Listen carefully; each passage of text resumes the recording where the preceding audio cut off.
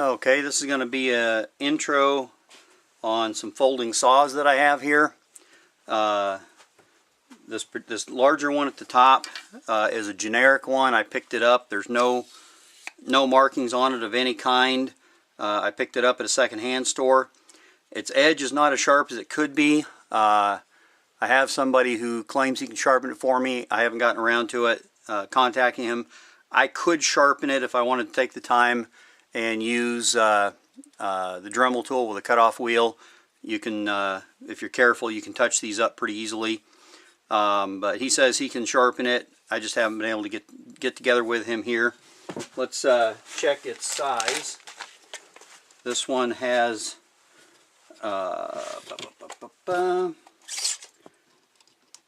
hook right in that last tooth. That is exactly 12 inches.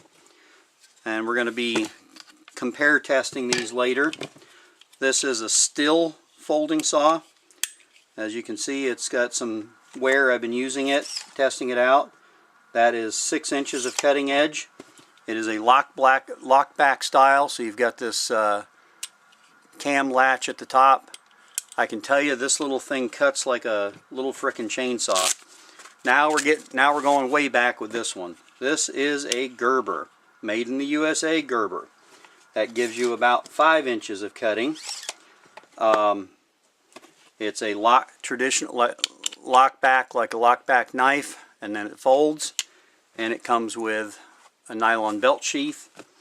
You can see the teeth are very aggressive, and this little thing cuts like crazy too. I've had this literally since the 80s, and it's never been sharpened, but we're going to go ahead and include it in the test. And then at some point I'll probably go ahead and get the Dremel out and sharpen that one up too. Alright, there's your intro. We'll get out in the woods and we'll do some testing on it. Alright, some of you might recognize this log. This was the log we did the lifting test with the paracord. Paracord yoke is still on here. So what I've got here is I've got 3 different hand saws. They have 3 different purposes, but I mean, obviously they're all the same. They're to cut wood. But the one I have here, I found this at a second-hand store. That's a 14-inch blade. I'm sorry, 12-inch blade, 12-inch cutting edge. I haven't done anything to it, sharpening it or anything. I just cleaned a little bit of rust off it that was on it. And I had to replace the pivot screw on it. What I have here, second, is this is a folding handsaw from Stihl, and it's proven for me to be a very aggressive, very fast cutting saw. And then this saw is one that I carry when I'm hunting, and it was made by Gerber back in the 80s, and that is a US made Gerber folding saw. You can see it has a unique tooth, hook tooth design, almost like a chainsaw. And we're going to test how well each of these works on cutting a small sapling over here I've got. It's a small white oak sapling, and we're just going to give a quick test and see how each of them does. Just as a comparison, this isn't necessarily a straight up comparison, like I said, because they're different kind of saws for different purposes. Now when I'm hunting, I carry this one, so when I'm setting up a blind or a tree stand or something like that, it you know, I can use it for that. It's lightweight. It comes with a small belt pouch. The Stihl comes with no belt pouch, but this is the one that's my EDC saw in my hiking backpack. And this saw rides on my tractor with me a lot when I'm working around the property. If I don't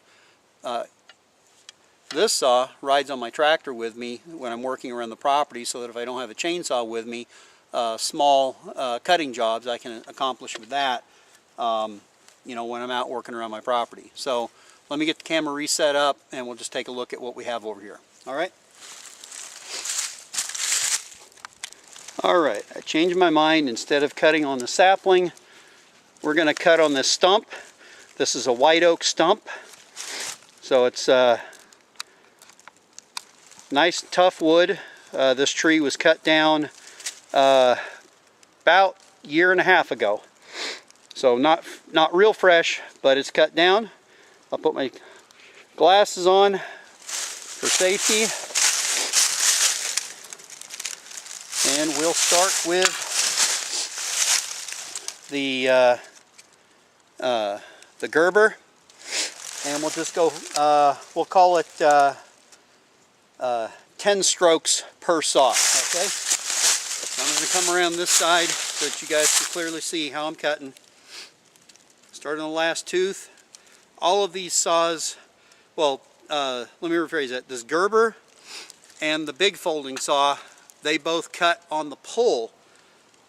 The Stihl, however, is designed to cut, its teeth are straight, and they cut in both directions. So let's start. 10 strokes per saw. 1, 2, 3, 4, 5, 6, 7, 8, 9, 10. Now this is a saw that only has 5.5 inches of cutting. Folds up just like a lockback knife. And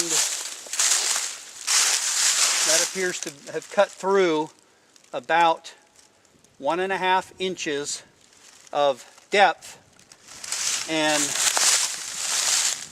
so that's pretty good for a little saw like that. Now we'll go up to the Stihl. Now technically, because this cuts both directions, I should be able to saw it back and forth, but to keep everything fair, we'll start on the last tooth and we'll just cut on the pull stroke. So 10 strokes. 1, 2, 3, 4, 5, 6, 7,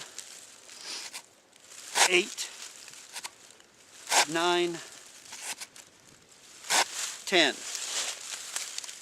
So 10 strokes just cutting on the pull stroke, and we've doubled the depth. That's right at about 3 inches. I was being very cautious of keeping the saw blade straight so that the cut would be the same. So we'll go ahead and fold that one up. Now I know if I was cutting back and forth with the saw, I would have gotten significantly deeper cuts. Now we'll go to the big folding saw. Now in this case, this could have an advantage because it's much longer. But I know it's not as sharp as that Stihl. So again, we'll start on the last tooth. The other thing that this one has is the curve. Both of these saws are straight blades. Well, yeah, they're both straight blades. The Gerber has a very, very slight curve, but this one has a dramatic curve because this is designed as a pruning saw. So I used to see tree trimmers when I grew up, where I grew up in California, would carry these in a leather sheath. Some of them had a fixed blade saw that also had a curve, and some of them had a folding saw like this. I actually used to carry a folding saw like this when I did some tree trimming in my youth. So let's start right here and we'll give it a whirl. 10 strokes. 1, 2, 3, 4, 5, 6, 7, 8, 9, 10 strokes. And as expected, I actually expected it to cut deeper. Technically it cut about a ½ inch deeper because of the each time I went up it was going a little higher.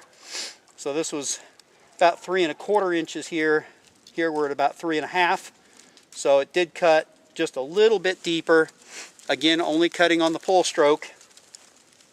So I'm going to demonstrate with the Stihl with the double stroke.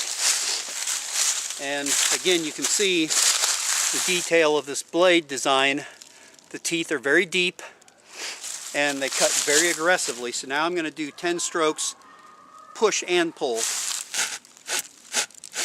3, 2, 3, 4, 5, 6, 7, 8, 9, 10.